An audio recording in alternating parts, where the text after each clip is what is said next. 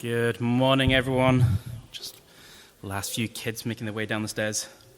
We are continuing our series in Exodus 34. We're at the halfway point. This has got very wobbly recently, so I won't lean on that as much. There we go. We're at our halfway point of exploring who Yahweh is. These verses from Exodus 34 that we've been going through, as a recap, is God passing before Moses and declaring, "This is who I am." And it is a radically different God to the way of the world or to the way of the other gods, both back then and now. So far, we have seen that God isn't just some cosmic energy floating around in space, but is personal and relational. He has a name, and it's Yahweh. We're invited into that personal relationship with God. Yes, it's a complicated relationship. We're talking about the creator of the world, the Lord and his majesty. It is right to fear and give him reverence, while at the same time he is our loving Father, who is full of compassion and grace. It's as a result of that compassion and grace that Yahweh is slow to anger. We've just been singing that. He does get angry when he looks at the sin and injustice of the world, but he doesn't go around throwing godly temper tantrums, because in his grace, he is slow to anger. So today, we are looking at the next part of Yahweh's nature, the fact he is abounding.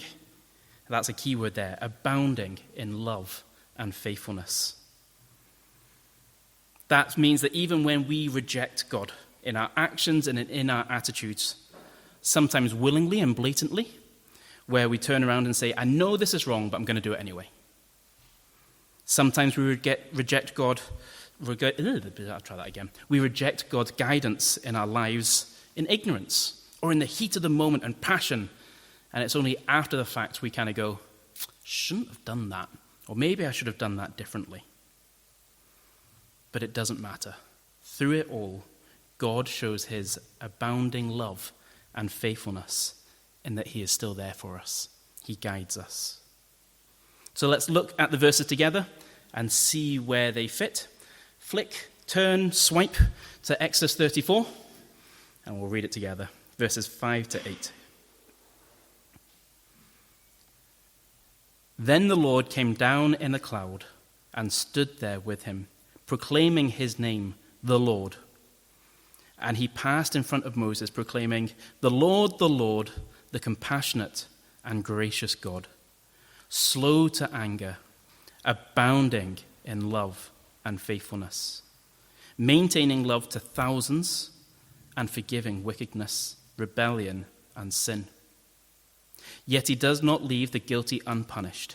He punishes the children and their children for the sins of the parent to the third and fourth generation. Moses bowed to the ground at once and worshipped. Notice in these verses, it is abounding in love and faithfulness. When God says abounding in love, it is so much more than the cutesy-wootsy, "Oh, I love you, my little schnuckle, welcome," type of love that we sometimes see in the world around us. It is a love that is loyal. It is a love that is steadfast. It stands the test of time. Recently, we've had a few 30th wedding anniversaries within our church, and there are others who have been married even longer. Not saying any names. For me and Vicky, we're a little bit younger. We've only been married for 14 years. But in that time, it hasn't always been easy.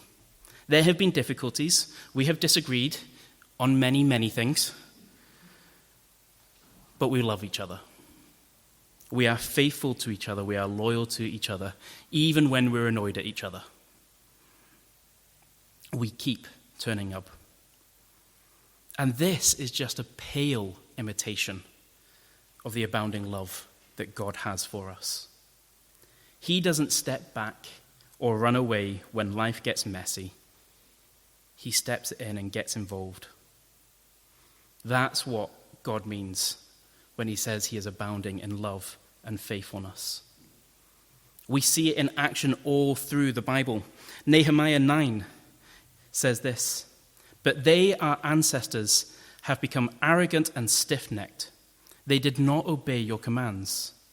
They refused to listen and failed to remember the miracles you performed among them. They became stiff-necked and in their rebellion appointed a leader in order to return to their slavery. But you are a forgiving God, gracious and compassionate, slow to anger and abounding in love. Therefore, you did not desert them. That last bit should sound very, very familiar by now. As I said at one point, this is the most quoted part of Scripture within the Scripture. And in fact, the whole of Nehemiah 9 is a story of how God's people have constantly turned their backs on Yahweh. They've had to deal with the consequences of their actions. But because of his compassion, grace, abounding love, and faithfulness, he has always been there. Later in the same chapter, it says, all this has happened to us. You have remained righteous. You have acted faithfully while we acted wickedly. The beauty of God's abounding love and faithfulness, even when we are not. Again, Timothy 2. Paul writes this time, if we are faithless, he remains faithful. In all of these verses and many more, there's a recognition of our sin, of our faithlessness, of our wickedness, our stiff-necked arrogance. And we'll come back a little bit later into how we can be faithful to God.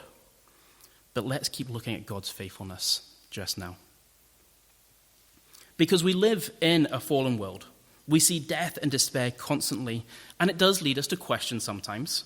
If God is abounding in love and faithfulness, why do bad things happen? Why are there times I don't feel like God is faithful? How is God faithful if I am suffering from depression or anxiety? How is God faithful in illness? If God is faithful, why do I suffer? All common questions and all questions that are asked in low moments and other times in our life. While God's nature and promise is to be abounding in love and faithfulness, does not mean there will be no troubles.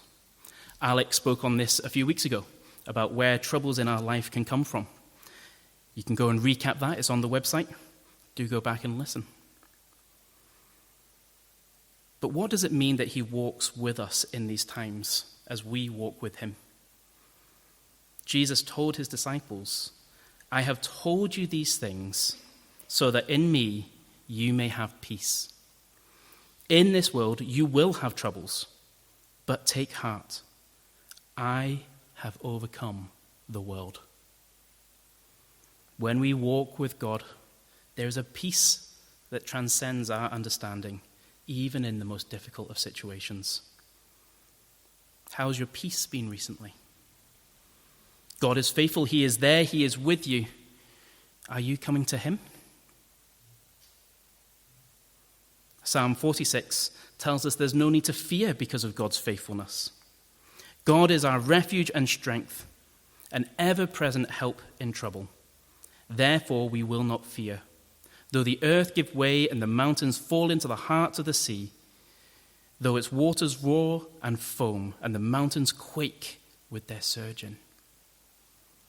Even though the waters roar, the mountains quake, we have refuge in the arms of a faithful God. Personally, it has taken me many years to understand this in the small part that I have. Through anger issues, depression, anxiety, death of loved ones.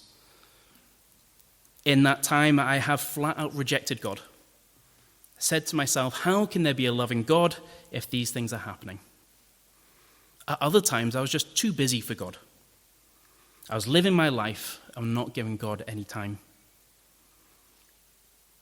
But time and time again, in these situations, steadfast friends have come next to me, have been with me, and turned me back to God. And he has always been there, just like the prodigal son returning home to his father. It is because of Yahweh's constant love and faithfulness that in difficult times, now I can say, God, this sucks, but I'm going to trust you. I was in the high school on Monday, and one of the questions I got this week was, why are you a Christian? It's a question that I'd encourage you all to actually think about. Maybe share in your home groups during the week. If you are one, why are you a Christian? If not, why not? So I'm in the hall, 20 seconds, busy room, lots of kids. How do I answer this oh so simple question? Why am I a Christian? Do I go logically? The Christian faith makes sense of the world I see and I know. Do I go with morals? I chose it because it's a nice way to live. It fits my moral outlook on life. Or maybe I didn't have a choice. God chose me to be a Christian, and that's it. Do I go with experiences in my life? God has been with me through my life, and that is why I'm a Christian now. All these answers have deeper stories and experiences and explanations that go into a fuller answer. But actually, at the core of it, why am I a Christian? It's because Yahweh is worth it. It has nothing to do with me, all to do with him. The center of the universe, the creator of the universe, the Alpha and Omega, the one who makes demons tremble in fear, is abounding in love and faithfulness. He is worth worshipping and having as king of my life. That is why I'm a Christian. Now, I phrased it a little bit differently when I was in the school. Didn't quite use all the Christian terms and confuse them all even more. But still at the core of it, it's because I worship an amazing God who loves me. Now again, this is a simplified answer. Why is God amazing? What does it mean that he loves me? What actions have shown that? What does it mean for me to worship God? These are all parts of a greater explanation, and we did chat about a few of them. But for now, let's actually turn to us. Let's turn to our nature. How do we stay faithful to God like he is faithful to us? We get so easily distracted by daft videos, 30 seconds or shorter. Work to do, houses to clean, children constantly yammering and wanting your attention. Spending time with God can get pushed aside so easily. Or maybe we're focused on the wrong things. What others think of us. Our need for the latest whatever. I definitely need to have that new jacket. I've got 5 perfectly good jackets, but I definitely need that new one. Or maybe it's... I got laughed at by Colin when I said that one. You feel? No, go on. Or maybe spending time with God. Well, I'll do that after I find out what happens in my TV programs. God gets pushed aside. In a world full of temptations and distractions, how do we not become complacent and indifferent to God? How do we break the pattern of just going through the motions where an outsider looking into our lives just see us trudging and complaining our way through our days, not living the full life of joy that Jesus spoke of when he said, I have come for you to have full life and life to the full?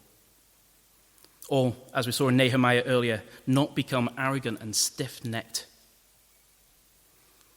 Well, a good place to start, you can re-listen to Colin's sermons recently on reflecting Jesus and not the world. Because when you're reflecting Jesus, you are putting God front and center of your life. That is what we need to do.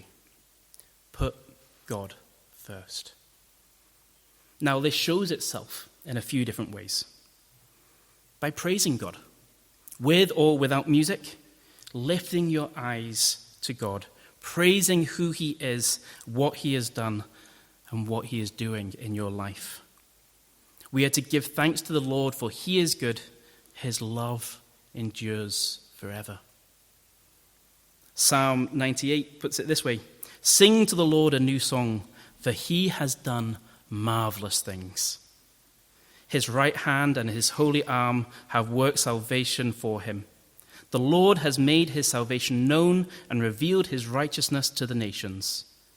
He has remembered his love and his faithfulness to Israel. All the ends of the earth have seen the salvation of our God. Shout for joy to the Lord, all the earth. Burst into jubilant song with music. Make music to the Lord with the harp, with the harp and the sound of singing, with trumpets and blasts of ram horn. Shout for joy before the Lord the King. Let the seas resound and everything in it, the world and all who live in it. Let the rivers clap their hands. Let the mountains sing together for joy. Let them sing before the Lord, for he comes to judge the earth. He will judge the world in righteousness and the peoples with equity. We are to sing for joy to the Lord, to burst into jubilant songs, recognizing his majesty. Not to stand there like this, half asleep, going, what are we doing? We're to sing for joy. We need to pray, not just a shopping list of, I want this, I want this, I want this, and then add the magic words at the end. In Jesus' name, that means I get what I want. No. Pray, talk to God, listen to him. Sometimes the only prayer that we can pray is, God, I need your help. And that's okay. Bring those prayers to God too. He is faithful. We are not to worry about anything. Instead, pray about everything. Tell God what you need and thank him for all that he has done. We need to study the word, study our Bibles. We've just been talking about Bibles going out into Malawi. And this is more than just a verse of the day on the app, but meditating on the word, just like Joshua was told to. He was told to keep the book of the law always on his lips, to meditate on it day and night, so that he may be careful to do everything written in it. Then he will be prosperous and successful. These things are hard to do. We've already talked about the distractions that happen. And so that's why we're told to keep with fellowship with one another. To let us consider how we spur each other on towards love and good deeds, not giving up meeting together, as some are in the habit of doing, but encouraging one another, and all the more as you see the day approaching. That's why we gather together today, on Sundays. That's why we have home groups each week, meeting with each other to spur each other on. We can meet with each other at other times and send each other messages to encourage each other. All these things help us focus our eyes on God. And as a result of focusing on God, we are being faithful to him. That is what sets the bedrock for our actions, for how we treat others, how we live. Without God at the center of it all of our actions are just moralistic niceties. Yeah, they're a good person. But actually, we are to put God front and center. Just like God is abounding in love and faithfulness to us, we need to look to him. So as we finish, know that God is abounding. It keeps going on in his love and faithfulness to you. No matter where you are at or what you have done, no matter how stressed you are with work, with finances, with kids, no matter how overwhelmed you are, God is there for you. There will still be time at the end if you need prayer. Come and pray. He walks with us and gives us peace, even in the most difficult of situations. He celebrates in our joy, and he walks with us in our despair. We are the ones that need to turn to him. And just as God is faithful, we are to be faithful to God as well, in every situation. There was a cheesy Christian TikTok song last year called Your Way's Better by Forrest Frank. The chorus says this: "O Lord, I need you now more than ever. Would you put my heart back together? I search the world till my head hurts, just to find out your way is better." The song also includes various things about jet skis and other bits and pieces, but the chorus there: I've searched the world till my head hurts, just to find out your way is better. Are you searching the world for your answers this morning? Are you searching the world for only the answers God can give? Or are you turning to a God who is abounding in love and faithfulness. I know where I'd rather go.